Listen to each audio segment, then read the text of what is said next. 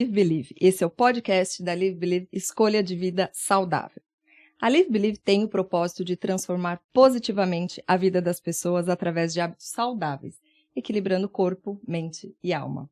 Para mais conteúdos, entrevistas, produtos e serviços especializados, acesse o site livebelieve.com e nossas páginas nas redes sociais. Esse podcast estará disponível também na página da Live no YouTube. Hoje o entrevistado do nosso podcast é Ronaldo Finotti. O Ronaldo é graduado em Educação Física, com mestrado em Motricidade Humana, especialista em Psicomotricidade, Mecânica do Exercício e Psicopedagogia. Acadêmico de Fisioterapia e Terapia Ocupacional. Dá aulas em cursos de graduação e pós-graduação. Foi preparador físico de vôleibol por mais de 20 anos, trabalhou em clubes no Brasil, Grécia e Argentina, onde fez um ciclo olímpico com a seleção argentina, participando dos Jogos Olímpicos de Londres. Hoje atua como personal trainer e terapeuta para distúrbios do desenvolvimento com ênfase no autismo. Olá, Ronaldo, bem-vindo. Olá. Obrigada por ter aceito o nosso convite. Obrigado. Um prazer ter você aqui com a gente. Obrigado pela oportunidade e estar aqui conversando sobre saúde. Hoje iremos falar sobre como melhorar a qualidade de vida através da atividade física. E para abrir o nosso podcast aqui, Ronaldo, mesmo você tendo uma história muito consolidada, né, um dos experts desse tema no Brasil e pelo mundo, você continua se especializando na área, né? Poderia falar um pouquinho para a gente aí dessa pesquisa mais recente que você está desenvolvendo e os resultados? Na verdade, os estudos sempre avançam, novos conhecimentos aparecem, né? E a gente vem retoma o que a gente já estava fazendo. O trabalho que a gente fez agora justamente vem numa retomada da área de saúde, de como lidar com as pessoas, como conversar com as pessoas. A gente tem hoje uma série de medidas, todas as patologias mais crônicas, mais incidentes na população, a gente já sabe o que fazer com elas, como prevenir, como remediar, mas as pessoas não colocam isso em prática. Então houve um start e falou, peraí, o que nós estamos fazendo? Por que as pessoas não fazem? Porque elas não colocam em prática. Para você ter uma ideia, tem pessoas, por exemplo, que entram no hospital com parada cardíaca, né, já estava conversando lá com o Santo Antônio, com alguém lá em cima, e voltou, não era a hora ainda, e essa pessoa, depois de 6 meses, ela deixa de dar continuidade. De dar continuidade àquelas mudanças que ela precisava do hábito de vida para prevenir novos problemas. Então, o pessoal falou, peraí, se nem esta pessoa que teve ali uma situação muito crítica consegue implementar isso na vida, alguma coisa deve estar na maneira como nós falamos com ela. Então, isso vem mudando. E vem mudando de 2 passos. Primeiro deixar a área da saúde deixou de tratar a patologia. Então, não trata o câncer, não trata a doença cardíaca, ele lida com a pessoa, lida com o cliente, trata uma pessoa que tem este problema. Tratamento mais humanizado, né? Isso, mais humanizado, mais holístico, né? E, na verdade, a gente saiu disso. A ciência, no século passado, avançou muito nas áreas, ela foi indo para o pequeno, ela foi indo para a célula, para a organela, para o átomo, e coisas muito específicas, e agora ela está retornando. Bom, esses conhecimentos que a gente adquiriu, que a gente formou, construiu, como a gente aplica isso na vida das pessoas? Como a gente coloca isso em prática? Então, a gente agora está olhando a pessoa como um todo. Como um todo. Então, como propor uma solução mais eficiente, né? Isso. Pro indivíduo, pro caso dela. Então, você diz de olhar a pessoa como um todo, então, né, Ronaldo? Um olhar mais humanizado pro indivíduo mesmo, né? Isso, a pessoa tem que se entender qual que é a situação de vida dela. A gente fala do desenvolvimento humano. O que seria o desenvolvimento humano? Desde a concepção até a morte, todo esse período de vida dela, né? Às vezes em português a gente costuma pensar em desenvolvimento como algo que está melhorando, mas na verdade ele diz um período de tempo e o que aconteceu dentro daquele período de tempo com determinado coisa, no caso a vida da pessoa. Então o que vai acontecer durante a vida dela? A gente fala dos aspectos desse desenvolvimento humano. Então, tem o aspecto afetivo, o aspecto social, o aspecto cognitivo, o aspecto físico. E esse físico com as nuances. Então, é o corpo, a estrutura do corpo, o que compõe ele, mas também tem as reações químicas que estão acontecendo lá dentro, que é quando você vai fazer uma análise clínica, por exemplo, um exame de sangue. Então, como essas reações acontecem? Porque o corpo da gente, para funcionar bem, ele tem que manter a sua homeostase, tecnicamente falando. Mas o que é isso, né?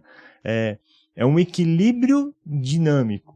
Porque às vezes a gente fala de equilíbrio, a pessoa pensa em algo estático, não, um equilíbrio dinâmico. Então, dentro de certas faixas, ele tem que manter, ele tem que se regular, porque a gente vai fazendo coisas diferentes durante o dia, durante a nossa vida, e o corpo tem que se ajustando. É a frequência cardíaca, é o controle da glicemia, ele vai se ajustando para que a gente possa funcionar de maneira adequada.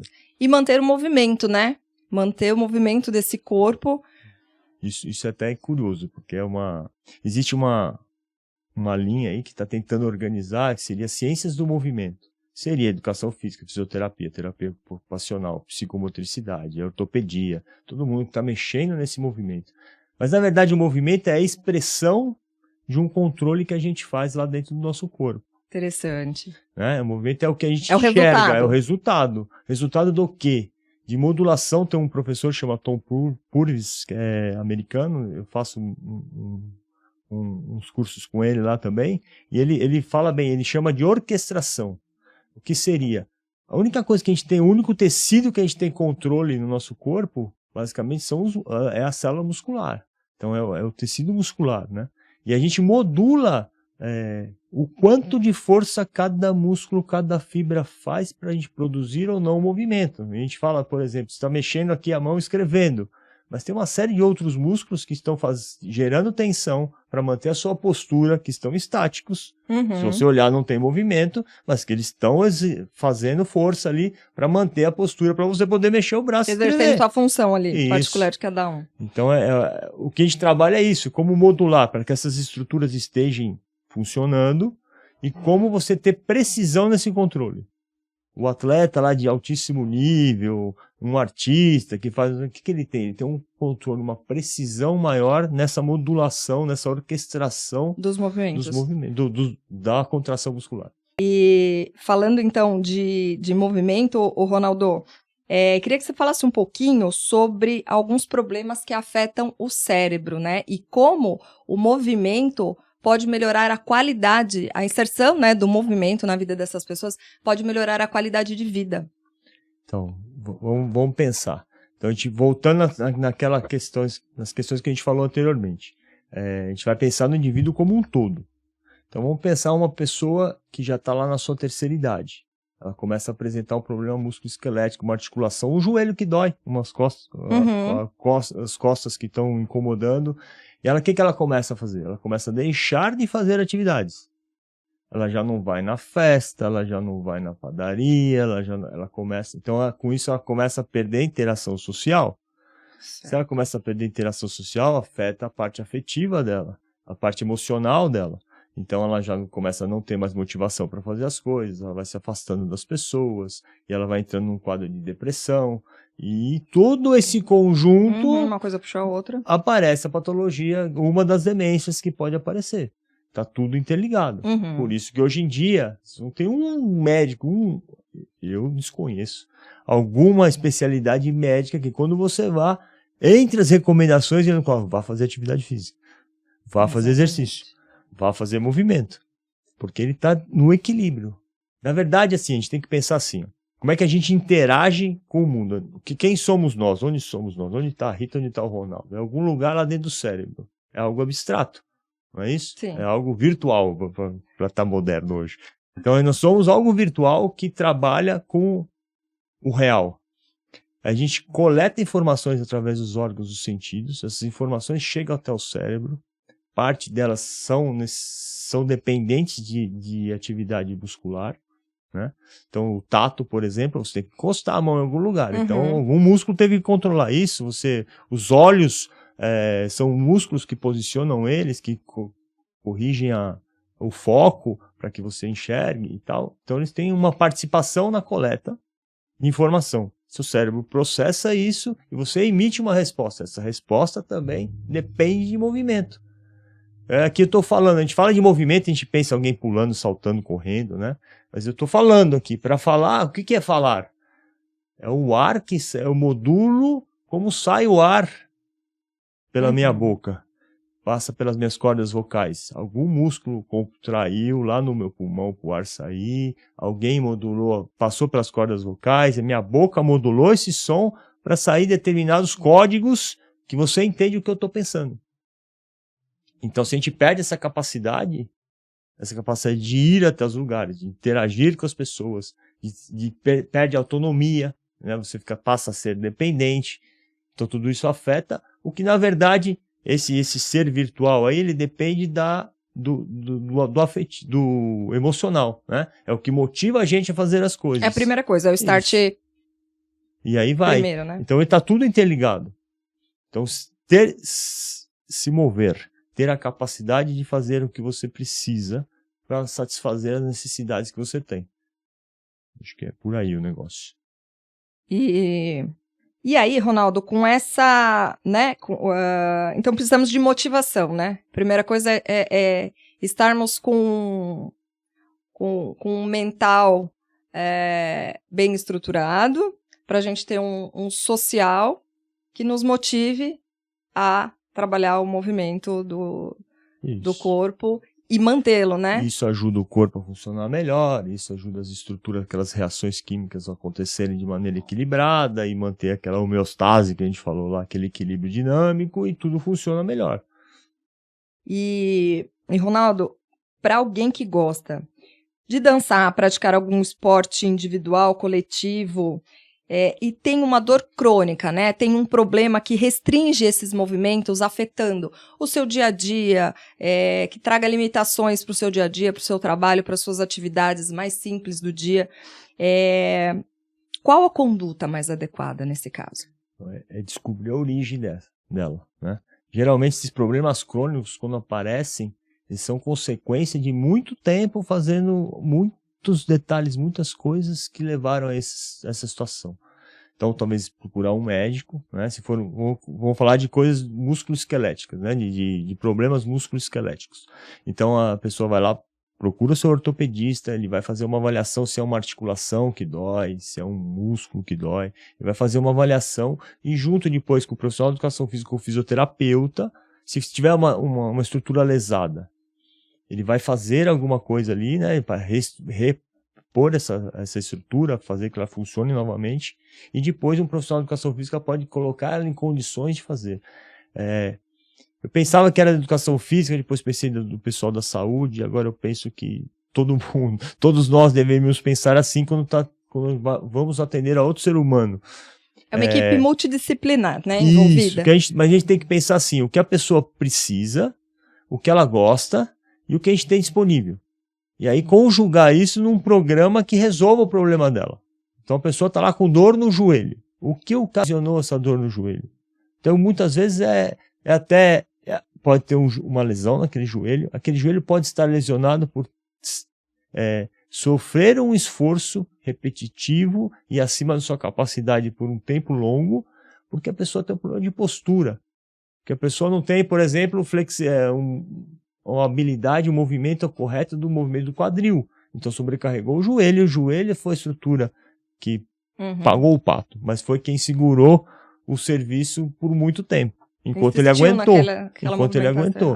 Então o que a gente tem que recompor aquele joelho, e aí vai ver qual o procedimento para isso, se é fisioterápico, se é cirúrgico, aí o médico vai determinar. Se ele achar que não é uma intervenção cirúrgica ou médica, ele vai passar para o fisioterapeuta. Aquela estrutura estando bem, aí ele vai voltar para ter capacidade de fazer o dançar, o correr, o que a pessoa quer fazer. E aí o profissional de educação física vai atuar. Mas aí, nesse conjunto fisioterapeuta e profissional de educação física, tem que se olhar também assim, bom, espera aí, aquele joelho sofreu porque aquele quadril não tem a flexibilidade necessária, Tava sendo muito não demandado. tem a coordenação. Então vamos melhorar aquele quadril para tirar a carga lá do joelho também. É uma orquestra realmente, né? É uma orquestra, tem que saber quem está desafinado nessa orquestra. Perfeito. E tem casos, Ronaldo, que acabam dependendo de intervenção cirúrgica, né? E como estão essas técnicas hoje para melhorar o pós-operatório, a recuperação com fisioterapia?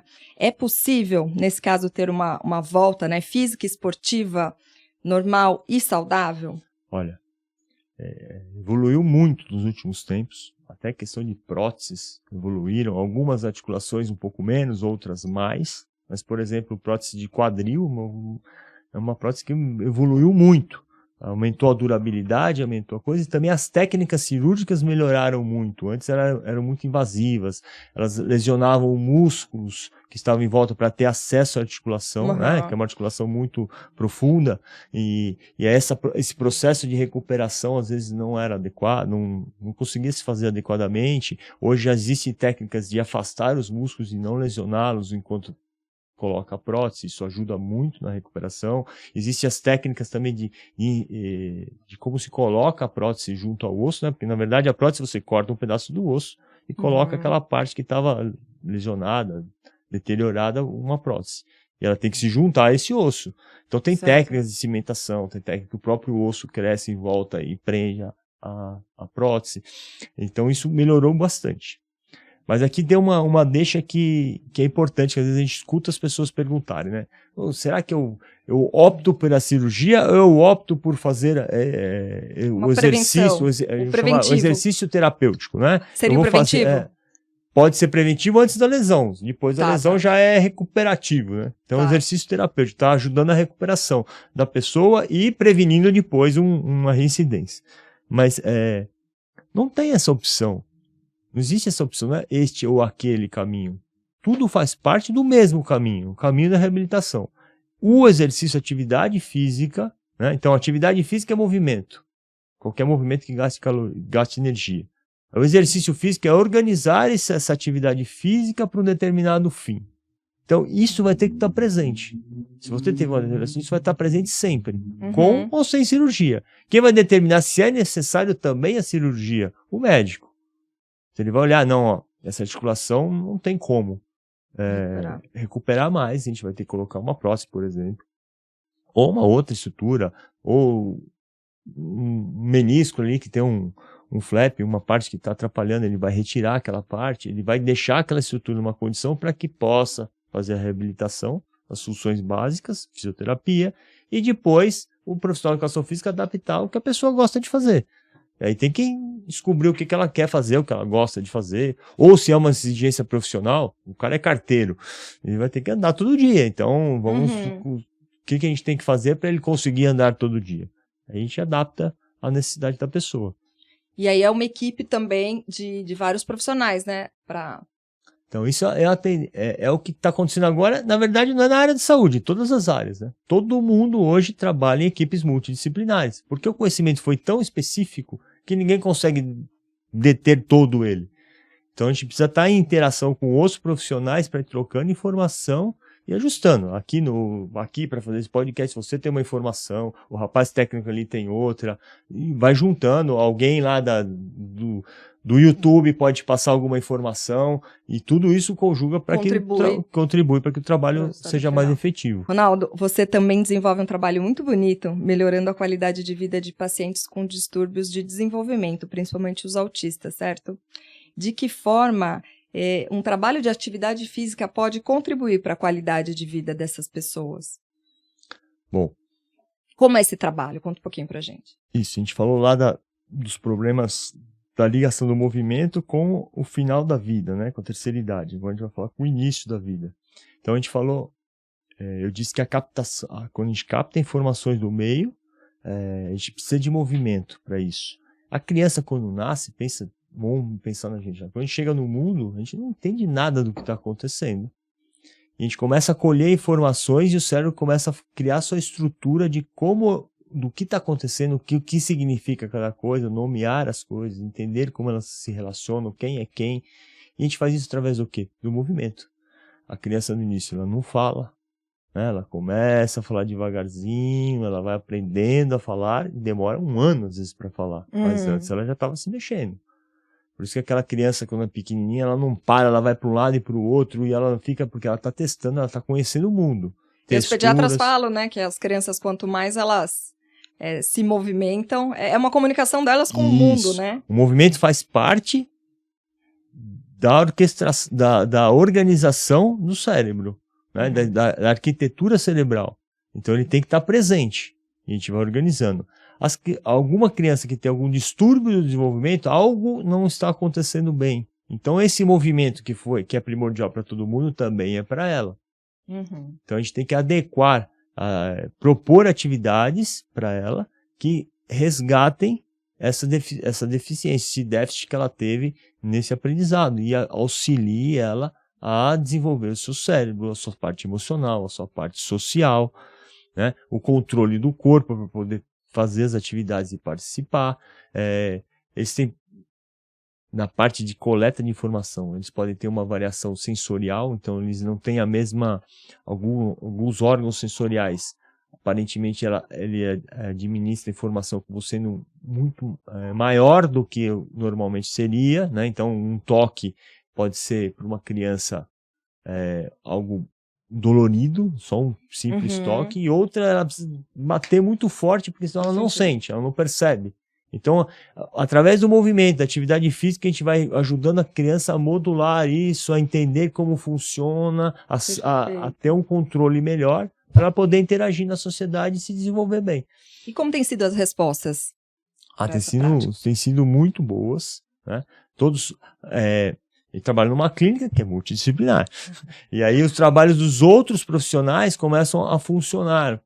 Porque a gente também tem uma coisa que trabalha numa sala, que tem brinquedos, que tem um muro de escalada, então é mais atrativo para a criança. A gente pega lá do gostar, do querer estar ali, né? Então a gente está brincando. E a criança precisa brincar que ela aprende como funciona a vida. E ali é um ambiente adequado para isso. Então as crianças adoram estar lá, e elas começam a fazer as atividades, começam a ver. A gente começou também, propôs um trabalho que foi muito interessante, que foi de juntar pares. Então não é mais sempre que possível, a gente sai da sessão individual, né, desde que ela adquire um mínimo de capacidade de interação, e a gente coloca um par, uma criança junto, porque uma criança aprende com a criança. Perfeito. E aí eles vão juntos, eles vão desenvolvendo, aí eles começam a desenvolver a parte social também. Claro. Né? Social, afetiva, entendendo? Porque eles ficam aliados de uma série de experiências. Então, a partir de um certo momento, não é só aquela falta de necessidade de conseguir fazer aquela coisa, mas é a falta de experiência, de não ter vivenciado muitas coisas. Então, por exemplo, eu compartilho o brinquedo, né? Ela não sabe, não tem a ver com o autismo, porque tem a ver com ela não ter vivenciado. Né? Então ela passa a vivenciar, aí ela aprende, talvez um pouco mais tarde, mas ela aprende também. E isso vai trazendo ela, vai dando autonomia e trazendo ela uma vida o mais próximo possível do que seria o típico, do que seria todas as outras crianças. Maravilha. E nessa prática aí, nessa integração, vocês trabalham também o social delas, né? Colocam elas no externo para viver isso. Tem uma atividade...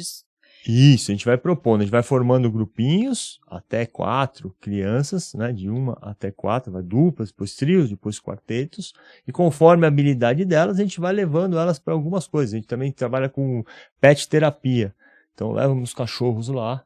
Isso aí, cada criança reage de uma maneira. Então tem um garoto lá que ele atua, ele faz as tarefas que a gente pede, solicita, só que ele não tem a vontade própria. Ele não começa sozinho uma coisa, ele não propõe, mas com o cachorro ele propõe. Olha que interessante, ele fala o né? cachorro obedece. Então ele aceita sair da sala. A gente sai, desce no prédio, vai para lá, ele passeia com o cachorro, ele dá comando pro cachorro, o cachorro obedece e aí vai interagindo. Então isso a gente traz um amigo. Então ele, na presença de outra criança, tem alguma restrição. Mas quando está o cachorro, já é mais fácil ter outra criança junto.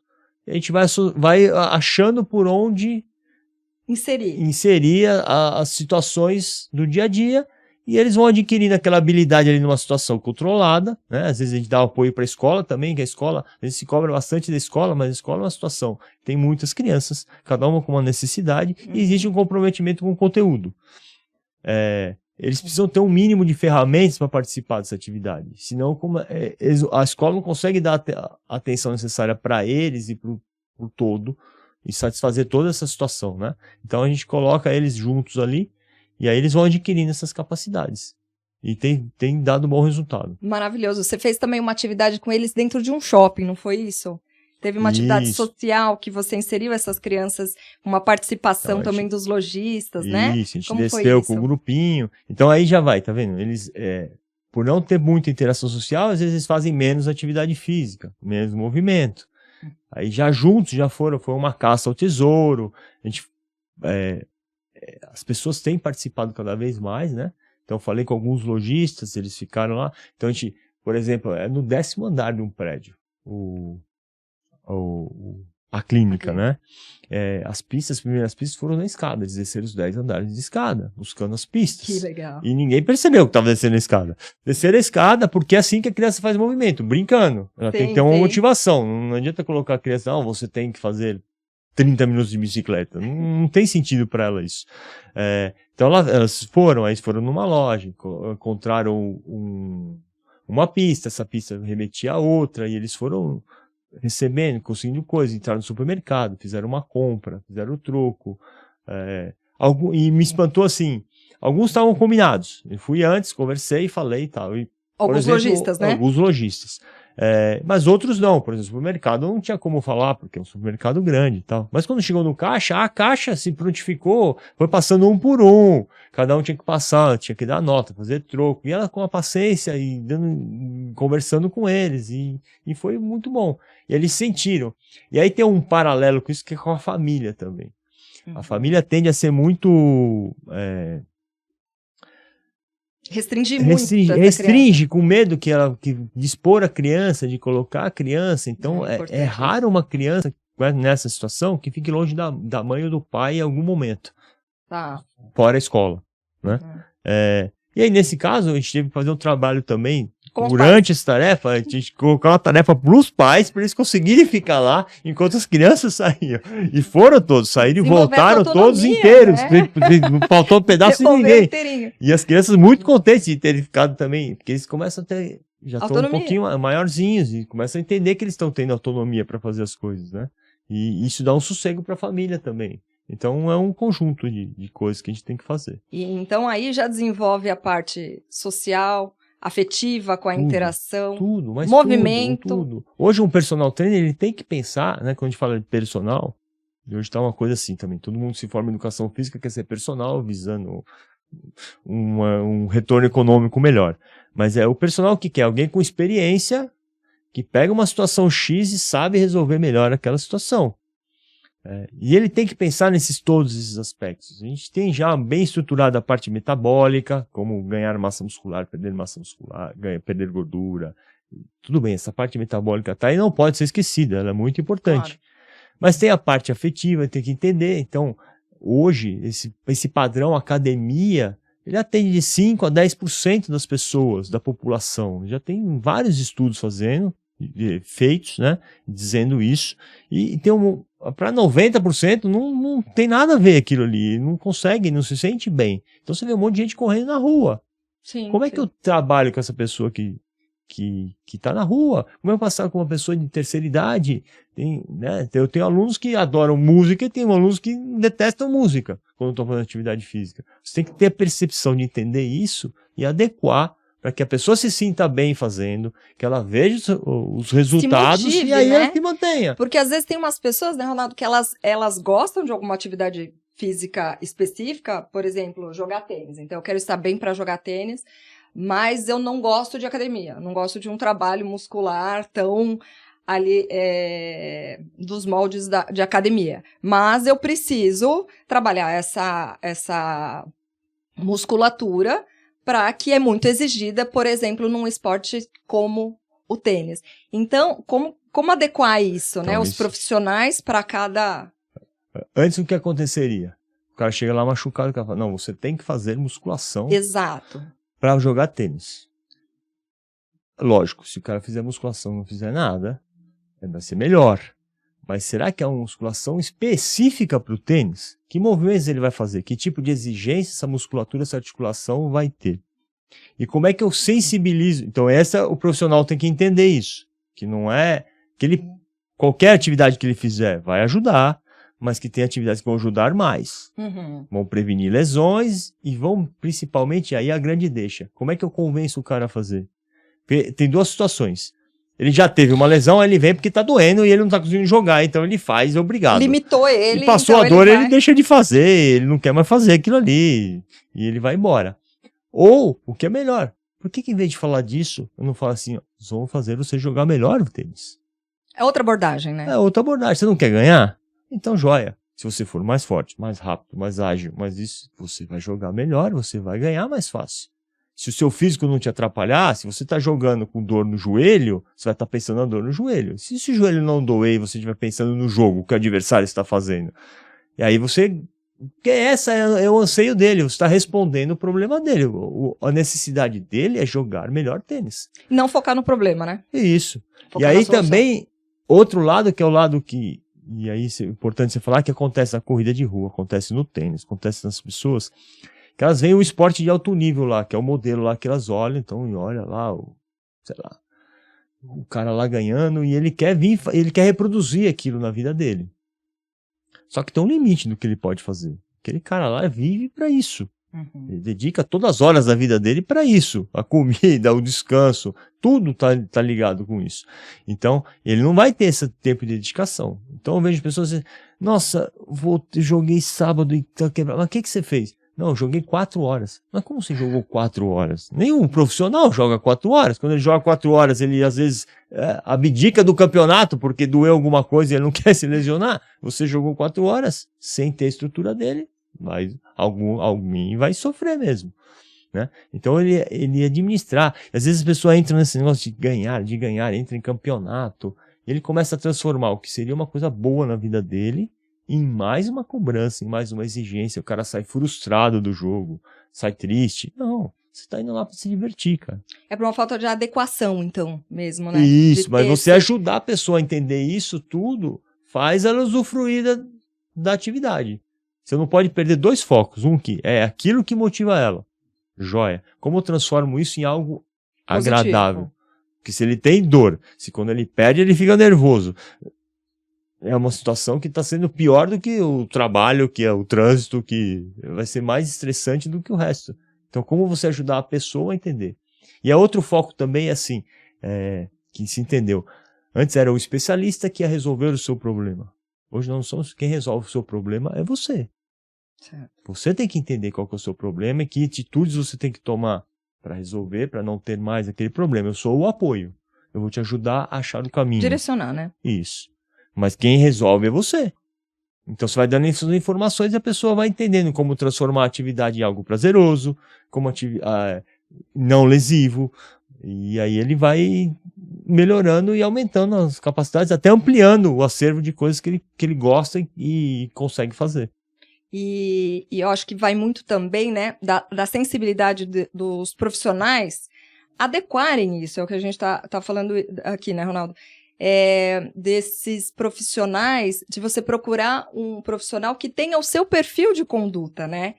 Porque muitas vezes você vai para um profissional porque ele é adequado para sua amiga que faz um determinado esporte ou uma prática aí de condicionamento físico que não é exatamente para você. E a abordagem dele não é exatamente a sua. Então, eu acho que assim, né, para muitos profissionais, até de educação física, que podem assistir aqui a gente, para terem essa sensibilidade de conduzir, né, o seu aluno ali, o seu cliente, adequando ao que faz os olhos dele brilhar. Se é uma corrida de rua, se é um esporte de alto impacto, se é somente trabalhar um trabalho físico. Entender o que aquela pessoa espera de você. Então, voltando lá atrás, adequar o que ela precisa, o que ela gosta, o que você tem disponível e fazer um trabalho efetivo para ela, né? Então, é que eu sou curioso, então eu vou me metendo em tudo que é coisa que aparece, eu vou me metendo. Mas, por exemplo, hoje eu estou fazendo preparação física para balé. Que legal. Eu não entendo nada de balé. Então eu tô ali na conversa, uma troca de informação com com os bailarinos para entender o que eles precisam, o que eles querem, o que eles gostam. E eu acho que ainda não acertei a mão de fazer o que é mais... Poxa, que legal isso aqui. Eu ainda estou na fase de estou com dor aqui, resolve minha dor. Estou com dor ali, resolve minha dor. Eu ainda não cheguei nessa fase de... Porque eu tenho que estudar e entender melhor o que é aquele balé. E assim a gente vai fazendo essas trocas. O profissional tem que estar disposto a fazer isso, né? Entender o que é aquela situação que espera. Eu trabalhei com vôlei. Eu joguei vôlei minha vida inteira, assistia vôlei, fazia tudo. Depois que eu fui trabalhar no vôlei profissional, não entendia nada de vôlei. Nada. E é o que a maioria das pessoas tem. Elas falam, não, eu jogo tênis, eu ando de bicicleta, eu faço... Mas na verdade ela tem um conhecimento muito básico, muito daquela atividade. Então você como profissional tem que ir passando informação para ela conseguir fazer aquilo de uma maneira mais efetiva. Sem se machucar, sem ter lesão, sem ter sequelas, sem ter benefícios e não malefícios. Sim, mas para isso o profissional tem que mergulhar nesse universo também, né? Tem que gostar, estudar e isso também é outra coisa que também não é da área de educação física nem da área de saúde. Todo mundo hoje, a quantidade de conhecimentos que foi produzido até hoje é muito grande. E a nossa capacidade de assimilação não é tão grande. Então a gente tem que estudar a vida inteira. Se atualizar. Entender isso, tá o tempo inteiro estudando, revendo, reorganizando, sei lá, a inteligência artificial aí que chegou aí talvez nos ajude, e aí resumir, pelo menos, sintetizar o que é mais importante para a gente conseguir ter efetividade nela. Mas nenhuma máquina vai substituir essa parte do afetivo, do social, né? Então eu tenho pessoas que eu atuo com terceira idade, que eu vejo assim, o principal diferencial é ser pontual, ser educado, escutar quando ela fala. Não tem nada a ver com a parte técnica. Ou seja, aquele momento para essas pessoas é realmente a interação, né? Isso. É o social que tá valendo. É a pessoa, né, que tá meio... Ela não tem muitas relações sociais, ela fala que não tem o que Sai conversar. De casa pra isso. Ela quer conversar com você. Então, o que eu faço? Eu vou sentar e ficar conversando com ela? Não, eu tenho que ver como eu vou fazer ela fazer atividade física enquanto conversa. Pronto, ela resolveu o problema social, o problema afetivo social dela, mas ela fez atividade física. Somou as duas coisas. Perfeito, Ronaldo. E, Ronaldo, e como eu introduzo novos hábitos para ampliar minha qualidade de vida? Porque para eu ter uma qualidade de vida realmente efetiva, né? Porque a gente fala hoje de inserção de hábitos saudáveis, né? Administrar esses hábitos, enfim. Mas inseri-los. Então, a chave do negócio que você falou, como eu introduzo, como eu. Então, eu tenho que ajudar você a descobrir como você colocar isso nos seus hábitos. Porque se você me vem com um problema e eu der uma solução, frente àquele problema, como eu resolveria na minha vida aquele problema. Uhum. E essa solução pode não ser efetiva para você. Então, você tem que descobrir o que você vai mudar. Os trabalhos de coaching, né? Coaching de saúde e bem-estar, trabalha com a Daniela Callas, ela ensina bastante coisas pra gente, e é por aí o negócio. Então que ferramentas eu vou te dar para que você entenda, e se eu não estou conseguindo isso, porque eu faço isso desta maneira. Se eu fizer de outra maneira, eu vou. E introduzindo pequenos hábitos. Não é uma mudança radical, raramente dá certo. Porque a pessoa estava acostumada de uma maneira, e ela não vai da noite para o dia mudar a vida dela e começar a trabalhar de outra maneira. Existem pessoas que fazem isso? Existem. Mas são situações muito específicas e muito raras. Então, o ideal é que ela vá testando, vai colocando, tira um pouquinho daqui, coloca um pouquinho ali, muda aqui. Então, são pequenas coisas, né? A gente fala da atividade física, do movimento. Então, atividade física é tudo que você gasta energia. Ótimo. E a gente fala de exercício físico, que é organizar essa atividade física de uma maneira mais efetiva. Porque hoje em dia a gente praticamente não faz atividade física, né? O nosso corpo é o corpo de 3.000 anos atrás, onde o cara tinha que buscar água no poço, ele queria ir no banheiro, ele tinha que ir lá não sei aonde, voltar, a comida ele tinha que plantar e colher, e hoje a gente não precisa de nada disso. Então a gente tem que, com a expertise que a gente tem, 3, 4, 6 horas por semana, do total de horas, a gente consegue suprir o que o corpo precisa de movimento, de exercício, de esforço. para funcionar bem. Só que se você incorporar as atividades do seu dia a dia, as atividades diárias, como atividades físicas... Inserir, né? O varrer, o descer a escada, o ir na padaria, o caminhar um pouquinho. Você vai ver que a gente tira coisas que não são necessárias. Será que você precisa realmente da escada rolante no shopping? Uhum. Se o seu joelho está bom, se você tem capacidade, por que você não sobe pela escada? Isso vai fazer o seu corpo funcionar melhor.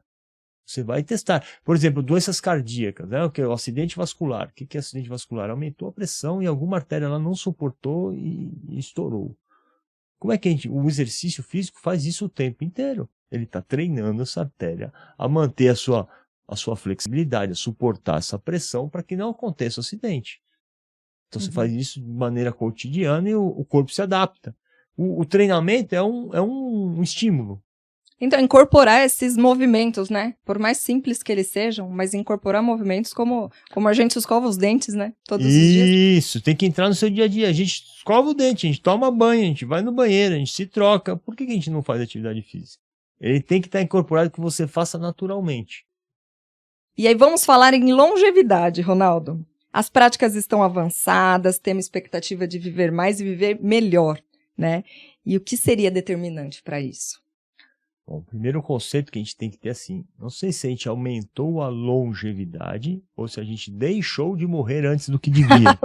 Eu acho que é por aí o negócio, né? Mais ou menos em 1950, a expectativa de vida do brasileiro, se não me falha a memória, era 54 anos, e agora está em 76, se não me falha a memória, mas são números assim. Então, estamos vivendo um terço a mais. Na verdade, eu acho que antes a gente vivia um terço a menos. Uhum. A principal medida que aumentou a longevidade foi medidas sanitárias, né?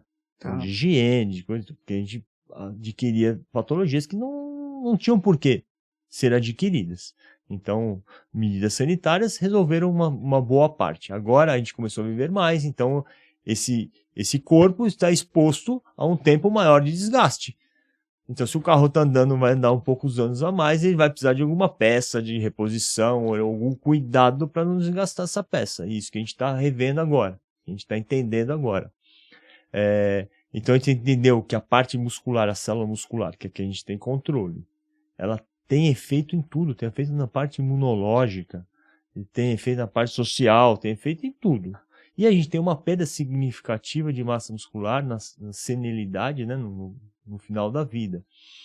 Por quê? Por questão hormonal e, por um lado, por estrutura do próprio corpo, né? A gente já não produz e as células na mesma velocidade como era criança, mas, por outro lado, por inatividade. Certo. Então, a gente está repondo essa situação, a gente está revertendo a situação, e aí isso é a qualidade de vida. Então, acho que esse é o critério que a gente tem que ter. Não é o quanto tempo, mas principalmente o como eu vou viver. E a qualidade desse tempo, né? A mais que a gente fala muito quer. no Ocidente, o Márcio Atala fala disso, e é importante esse dado que ele trouxe, acho que na Coreia, se não me engano também, que lá eles não olham quanto tempo a pessoa vive, mas sim quantos anos no final da vida ela é dependente de alguém. Autonomia. Ela perdeu a autonomia. Tá. Isso é qualidade de vida para eles. Não depender de alguém por muitos anos. Então, enquanto lá parece que 4, 5 anos, aqui no Brasil passa de 10. Entendeu? Então, isso porque impacta não só na vida da pessoa que é dependente, mas de todo mundo que o cerca. Claro. Porque tem que gerar situações ali para atender aquela pessoa. Então, são recursos, é tempo, é esforço das pessoas que estão em volta. E isso impacta na qualidade de vida delas também. Então, a gente não está falando só da qualidade de vida do paciente, do cliente, mas da família, do entorno dela. E recursos públicos, recursos privados que têm que ser dedicados a isso. Enquanto se ela fizer a prevenção, ela não vai passar por isso. Então é viver mais e com qualidade, né? E a manutenção dessa máquina. Deixamos de morrer antes, vamos morrer na hora certa. E vamos aproveitar esse tempo que ganhamos? Então vamos aproveitar ou a gente vai ficar sentado, deitado numa cama com alguém trocando e dando comida na boca? Então essa é a diferença. É o ir ao banheiro, né? Tem uma propaganda do Canadá, não sei se você já viu uma propaganda do Canadá, que é um homem, são duas imagens que vão passando simultaneamente e fala, este fez atividade física, esse não fez. Olha. Aí um vai levantando, tá na cama do hospital, o outro levantando na cama dele. Acho que eu vi Um isso vai aí. brincar com a criança e o outro tá andando na cadeira de rodas. É isso. Incorporar esse pequeno hábito na sua vida vai mudar muito sua vida lá na frente. E autonomia, eu acho que é uma palavra muito decisiva, né? Pra gente É o que a gente quer, é o que a gente busca o tempo inteiro. incorporar isso, porque basta você perder a sua autonomia, né? A poder ir ao banheiro sozinho, fazer as suas atividades rotineiras para você ver o quanto isso é. Porque isso está ligado àquele lado emocional, não é? É o que você quer Exatamente. fazer. Se você tem autonomia, se você tem autonomia financeira, física, você faz o que você quiser. É. Agora, se você depende de alguém, aí você não consegue. E até a independência financeira depende dessa independência física. Sim, Se você sim. está apto a Tá fazer as ligado. coisas, você consegue Você tá independência produzindo. financeira. Porque você produz, exatamente. Ronaldo, e como deve atuar um personal trainer para ter, de fato, um trabalho, uma conduta personalizada? Essa é uma boa pergunta. Então ele tem que aliar vários fatores. Então, primeiro, conhecimento técnico. Quanto mais conhecimento técnico ele tiver, e mais diferenciado, mais ferramentas ele tem para atuar. Porque às vezes a pessoa chega com uma demanda e no decorrer da carruagem aí, surge outras. E ele tem que dar conta de solucioná-las, né? Tem que ter a empatia, tem que entender a pessoa como ela é, como ela vive, qual é a situação de vida dela, tem família, não tem família, tem filho, não tem filho, o que ela gosta, o que ela não gosta. Você tem que ir entendendo da pessoa o que ela precisa de você. Na verdade é isso, você não vem com um trabalho. Não, eu sou especialista em emagrecimento. Então, você sabe os requisitos técnicos para que uma pessoa perca gordura através da atividade física. Ok. Como isso se encaixa na vida daquela pessoa? É uma coisa que eu falo pro pessoal assim, que eu falava para os atletas antigamente, mas falo para os alunos hoje.